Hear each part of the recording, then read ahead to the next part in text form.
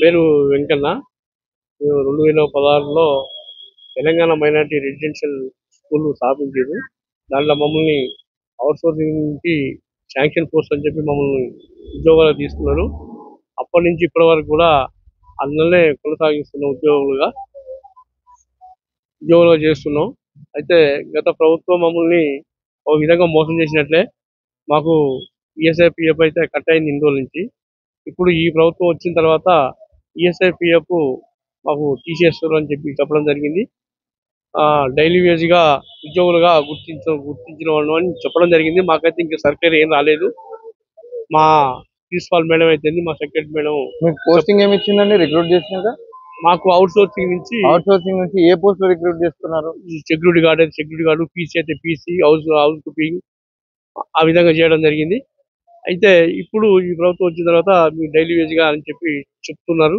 అట్లా ఏం కాదు, మీకు మాకు శాంక్షన్ పోస్టులు కావాలని చెప్పి మేము 4000 మంది ఉద్యోగస్తులు ఉన్నాం ఇలా సొసైటీలో. ఆ 4000 మంది ఉద్యోగస్తులు కూడా శాంక్షన్ పోస్టులు కావాలని చెప్పి మనం రేవంత్ రెడ్డి గారిని కోరుతున్నాం.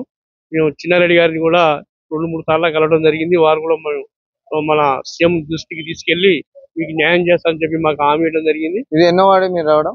ఇది మూడోసారి. చిన్నారెడ్డి గారు మరి గతంలో చెప్పారని చెప్తున్నారు, మీకు మీ సమస్యను తీసుకెళ్తాను నేను సీఎం వరకు, మరి మీ సమస్య తీరిపోతుందని అన్నారు. మరి ఇవ్వాలి కలిసినప్పుడు ఏమన్నారు? మరి ఇవాళ కూడా అది దృష్టికి తీసుకెళ్ళాము. ఇంకా తీసుకెళ్ళాము అంటున్నారు. మాకు కూడా అపార్ట్మెంట్ సీఎం గారితో మాట్లాడడానికి కూడా అపార్ట్మెంట్ తీసుకొని మాకు చెప్తా అన్నారు. పట్టు విక్రమార్క దగ్గర ఉప ముఖ్యమంత్రి దగ్గర కూడా చెప్పడం జరిగింది అన్నారు.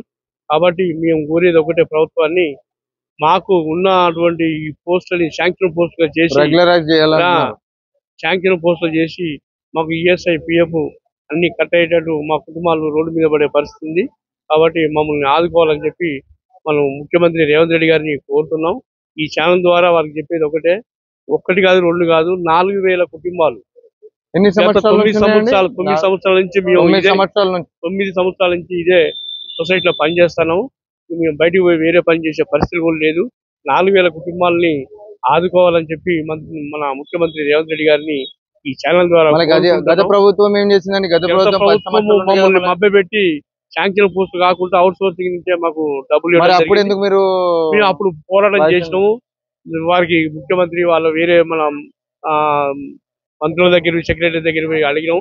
సెపిలే సార్ ఉండే అప్పుడు ఆ సార్ దగ్గర పోయి చెప్తే నేను మంత్రి గారికి ముఖ్యమంత్రి గారికి లెటర్ పెట్టినాం, మీ పని అవుతుంది చేస్తాం, ఫైల్ టేబుల్ కాలవేపన చేసి మాకు మోసం చేసిర్రు. ఈ ప్రభుత్వాన్ని మాకు న్యాయం చేస్తారని చెప్పి కోరుకుంటున్నాం. నేను చేస్తానని నమ్మకం కూడా ఉంది, మాకు చేయాలని కోరుకుంటున్నాం. కాబట్టి ఈ ఛానల్ ద్వారా వారికి తెలియజేస్తున్నాం. Thank you.